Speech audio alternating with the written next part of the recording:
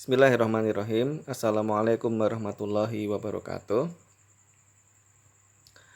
Baik teman-teman sekalian, pada sesi kali ini kita akan berdiskusi tentang sebuah tema yaitu tujuan pendidikan dan aliran filsafat pendidikan. Jadi ketika kita berdiskusi tentang tujuan pendidikan, kita pasti akan ketemu dengan aliran-aliran di dalam filsafat pendidikan. Pembahasan tentang tujuan pendidikan ini akan kita bagi menjadi dua pada sesi sekarang dan pada sesi yang akan datang. Yang spesifik akan membahas pada kurikulum.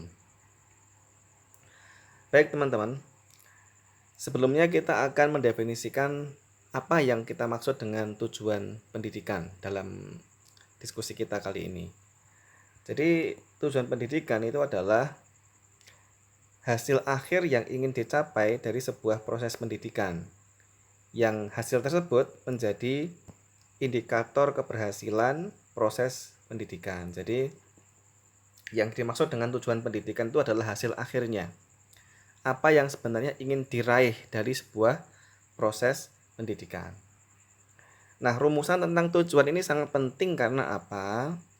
Karena sebagaimana yang telah kita diskusikan pada pertemuan sebelumnya atau pada sesi sebelumnya, bahwa pendidikan itu adalah sebuah proses, sebuah instrumen, sebuah kendaraan, bukan sebuah tujuan.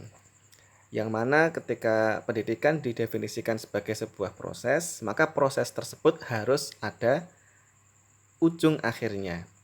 Jadi proses ini akan dibawa kemana? Nah, dan rumusan tujuan nanti akan menentukan kurikulum. Jadi kurikulum pendidikan itu akan menyesuaikan tujuannya. Rumusan tujuannya bagaimana? Baru nanti akan disesuaikan dengan kurikulum yang mengarah kepada tujuan tersebut. Nah, tujuan pendidikan ini secara umum itu nanti akan melahirkan aliran-aliran. Jadi ada perbedaan ya antara aliran dengan ideologi. Kalau aliran itu sesuatu yang sifatnya tipologi. Jadi kecenderungan orang untuk berpikir pada tipologi tertentu. Tapi kalau ideologi itu adalah tipologi yang berada di ruang publik dan ada dorongan untuk mengajak orang kepada pemikiran tersebut, itu namanya ideologi. Nah, jadi ada banyak sekali aliran dalam tujuan pendidikan. Dalam filsafat pendidikan ini ada banyak sekali aliran pendidikan, yang mana aliran-aliran ini dipengaruhi oleh para filsuf dari zaman kuno sampai zaman kontemporer. Kita akan membahas beberapa aliran yang lebih relevan dari dalam konteks pendidikan kontemporer. Aliran yang pertama adalah aliran progresivisme. Jadi aliran progresivisme ini adalah sebuah aliran dalam filsafat pendidikan yang memandang bahwa tujuan pendidikan ini adalah untuk menghasilkan seorang individu yang kompatibel dengan masyarakatnya, kompatibel dengan lanskap sosialnya, kompatibel dengan gerak maju masyarakat yang demokratis. Tokoh dari aliran progresivisme ini yang paling utama adalah John Dewey. Nanti kan kita bahas. Jadi pada intinya aliran progresivisme ini menitik tekankan bahwa pendidikan itu adalah miniatur dari sebuah masyarakat. Sehingga ketika proses pendidikan ini dilaksanakan harus berorientasi pada pembangunan masyarakat yang berkemajuan, yang progresif. Maka disebut sebagai progresivisme. Nah, aliran progresivisme nanti itu ditolak oleh beberapa filsuf kontemporer juga. Di antaranya Thomas Aquinas.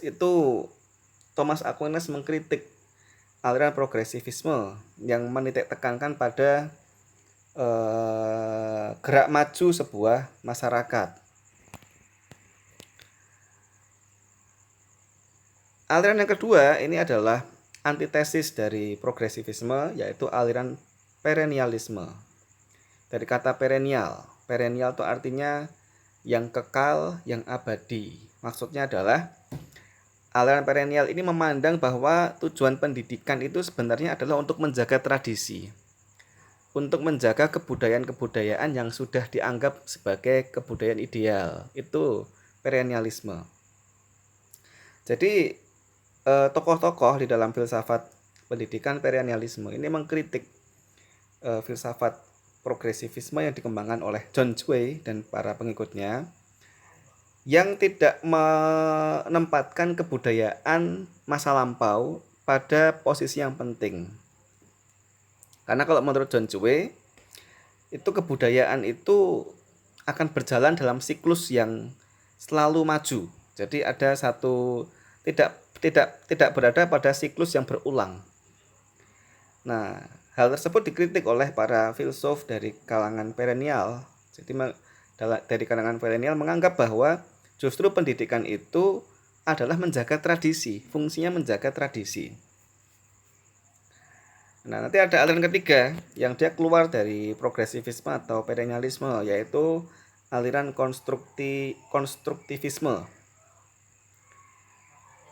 Jadi pada intinya aliran konstruktivisme ini adalah satu aliran yang memandang bahwa pendidikan itu adalah sesuatu yang difungsikan untuk membentuk individu, dan individu itu akan terbentuk sesuai dengan proses pendidikannya. Jadi ini mirip-mirip dengan teori tabula rasa yang digagas oleh John Locke pada masa sebelumnya, bahwa yang namanya pendidikan atau namanya manusia itu nanti akan menjadi seperti apa, itu akan terbentuk oleh pendidikannya. Jadi pendidikan ini memiliki fungsi untuk membentuk, gitu ya. Tokoh-tokoh dari aliran ini misalnya adalah seorang psikolog Jean Piaget misalnya, yang dia menitik tekankan pada perkembangan kognitif manusia untuk membentuk satu tujuan pendidikan tertentu. Baik teman-teman sekalian, di luar tiga aliran ini masih banyak sekali aliran. Misalnya aliran yang dipengaruhi oleh Plato, aliran idealisme. Kalau Plato itu kan memandang bahwa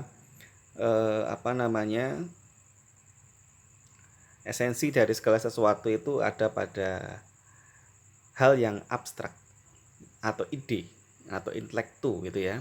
Jadi bukan pada materi. Nanti juga ada aliran pendidikan, aliran filsafat pendidikan yang dipengaruhi oleh aliran idealisme Plato tersebut. Dan banyak sekali ya kalau kita bicara aliran-aliran tersebut. Pada intinya, banyaknya aliran dalam filsafat pendidikan ini dikarenakan penafsiran yang berbeda terhadap tujuan dari pendidikan itu sendiri. Nah, sekarang kita akan masuk berkenalan dengan seorang tokoh yang namanya John Dewey. Jadi John Dewey ini adalah seorang filsuf barat kontemporer. Jadi dia lahir di Amerika, hidup pada tahun 1859 sampai 1952, yang artinya dia adalah seorang filsuf yang kontemporer, artinya belum lama, yang hidup pada pertengahan abad 19 dan meninggal di pertengahan abad 20. Pikiran-pikiran John Dewey ini sangat berpengaruh di dalam alam berpikir masyarakat Amerika khususnya, dan juga di dunia barat pada umumnya, karena dia adalah seorang psikolog yang sangat concern pada pendidikan. Jadi tidak banyak atau sebagian besar psikolog itu tidak memfokuskan pada pendidikan. Nah, John Dewey ini dia seorang tokoh psikolog atau seorang pakar psikolog, tapi dia mengkonsentrasikan pikirannya pada kritik-kritik pendidikan. Nah, John Dewey ini mendefinisikan pendidikan itu sebagai sebuah proses untuk apa? Untuk merekonstruksi pengalaman yang berguna untuk atau difungsikan atau diarahkan untuk mengikuti tuntutan-tuntutan pertumbuhan masyarakat selanjutnya untuk keperluan masa depan. Nah, kata kunci dari definisi ini, John Dewey ini ada pada kata masa depan. Makanya di dalam filsafat pendidikan, pemikiran John Dewey ini dikategorikan sebagai pikiran progresivisme karena berorientasi pada masa depan. Kata kunci kedua pada pemikiran John Dewey pada definisi pendidikan ini adalah pada kata pengalaman. Pengalaman itu sesuatu yang dialami langsung oleh peserta didik. Makanya filsafat John Dewey ini juga dikenal sebagai filsafat pragmatisme, yang artinya filsafat pendidikan yang berorientasi pada sebuah perbuatan nyata, sebuah perilaku nyata. Jadi John Dewey itu memandang bahwa antara teori dan praktek itu bukan sesuatu yang seharusnya dipisahkan. Teori dan praktek itu harus sesuatu yang bisa dikolaborasikan dan harus kompatibel dengan kebutuhan masyarakat. Nah, di sini kita akan memandang bahwa pemikiran John Dewey ini out of the box kalau dibandingkan dengan pemikiran-pemikiran para filsuf sebelum John Dewey. Nanti terkait dengan biografi John Dewey, dia pendidikannya di mana, kemudian riwayat kehidupannya bagaimana, nanti bisa dilacak sendiri melalui referensi-referensi di internet. Nah, tapi pada intinya John Dewey ini dia mengkritik dualisme dalam pendidikan. Jadi pendidikan itu seharusnya tidak bersifat dualistik, tidak memisahkan antara dua hal yang seharusnya itu nyatu. Apa saja itu? Yang pertama antara doing dan knowing, antara mengetahui dan melakukan. Nah, jadi kritik pertama John Dewey ini yang kemudian melahirkan aliran pragmatisme ini ya. Ini adalah kritik terhadap pemikiran yang sebelumnya, yang selama ini itu memisahkan antara ilmu pengetahuan atau knowing dengan tindakan nyata atau doing. Ya, itu dikritik. Seharusnya pendidikan itu arahnya pada doing gitu ya.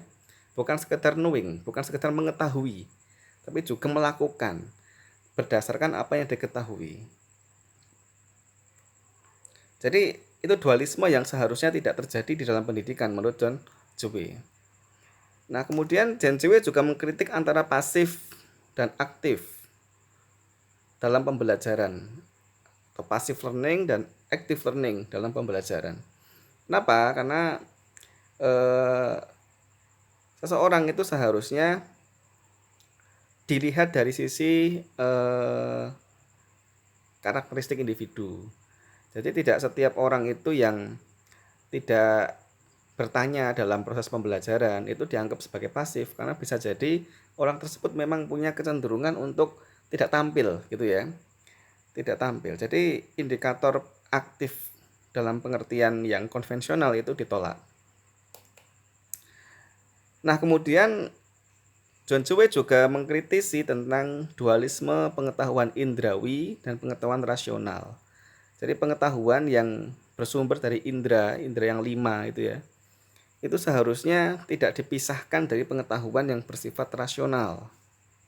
Kemudian yang terakhir adalah intelek dan emosi. Jadi dualisme antara kecerdasan intelektual dan kecerdasan emosional itu seharusnya di dalam proses pendidikan antara intelektual dan emosional itu bukan dua hal yang seharusnya dipisahkan, tapi memang secara fitrahnya disatukan. Nah, teman-teman sekalian, jadi pada intinya pandangan pendidikan John Dewey ini adalah pendidikan sebagai miniatur masyarakat. Masyarakat kita tuh seperti apa, kebutuhan-kebutuhan masyarakat kita sekarang tuh seperti apa, dan tantangan masyarakat yang akan datang seperti apa. Maka disitulah posisi pendidikan itu seharusnya diletakkan. Jadi orientasi pada pendidikan itu adalah membentuk sebuah masyarakat atau menjawab tantangan masyarakat yang akan datang gitu ya. Nah, di dalam kajian akademik tentu ada banyak sekali kritik-kritik terhadap sebuah teori atau sebuah pernyataan, ada banyak sekali gitu ya. Dan biasa ya, para filsuf, para pakar saling mengkritik itu biasa. Termasuk Thomas Aquinas tadi juga mengkritik ya, meskipun sama-sama berbasis barat, itu juga mengkritik pemikiran John Dewey yang berorientasi pada masyarakat yang apa namanya itu berubah ya. Artinya kan John Dewey ini cenderung pada perubahan-perubahan yang terjadi di masyarakat. Jadi masyarakat itu dipandang bukan sesuatu yang statis, tapi sesuatu yang dinamis. Sebagai informasi, John Dewey ini menulis banyak sekali karya dalam selama hidupnya ya. Ada banyak sekali dan sebagian dari karyanya bisa kita dapatkan di Google versi PDF-nya. Di antara karya-karya John Dewey nanti bisa dicari secara detailnya ya. Tapi yang menurut saya sangat penting itu adalah The Influence of Darwin and Other Essays in Contemporary Thought. Jadi pengaruh dari pemikiran evolusi Darwin itu pada pemikiran kontemporer dalam pendidikan. Itu ditulis pada tahun 1910. Tadi karena saya katakan bahwa poin dari pemikiran John Dewey ini adalah pada perubahan-perubahan masyarakat. Maka John Dewey memberikan perhatian khusus pada teori evolusi Darwin gitu ya. Meskipun teori evolusi Darwin juga memiliki banyak kritik. Nah, kemudian ada lagi bukunya John Dewey yaitu School of Tomorrow. Ditulis pada tahun 1913. Itu adalah sebuah buku yang mungkin bisa kita dapatkan PDF-nya di Google, nanti bisa dilacak sendiri. Ada juga karyanya yang berjudul Democracy and Education tahun 1916. Dan seterusnya, nanti ada karya-karya. Ada banyak sekali karya-karyanya John Dewey yang itu sampai sekarang masih dijadikan rujukan. Gitu ya. Rujukan. Nah, sebagai pembanding kalau teman-teman sekalian, prinsip pendidikan atau pemikiran pendidikan John Dewey yang berorientasi pada masyarakat ini dikritik oleh banyak sekali filsuf, termasuk diantaranya adalah filsuf dari kalangan Muslim yaitu Syed Naqib Al-Attas, yang justru mengatakan bahwa seharusnya pendidikan itu tidak berorientasi pada masyarakat, tapi justru berorientasi pada individu. Kalau John Dewey tadi kan menekankan pendidikan itu pembentukan pembentukan masyarakat. Jadi individu itu dididik untuk menjadi sebuah warga masyarakat. Nah, kalau Al-Attas, Naqib Al-Attas itu mengkritik pemikiran itu. Dikatakan bahwa pendidikan itu seharusnya berorientasi pada individu. Jadi individu itu potensi-potensi alamiahnya apa? Dari situ fungsi pendidikan itu seharusnya digunakan untuk mengaktualisasi potensi-potensi yang ada pada individu. Jadi tidak berangkat dari masyarakat, tapi berangkat dari individunya. Oke, teman-teman, sebagai pengantar dari tujuan pendidikan dan filsafat, aliran-aliran filsafat pendidikan, kita cukupkan di sini dulu. Kita akan sambung lagi pembahasan tentang tujuan dan aliran-aliran filsafat pendidikan pada sesi berikutnya. Wabillahi taufiq wa hidayah. Wassalamualaikum warahmatullahi wabarakatuh.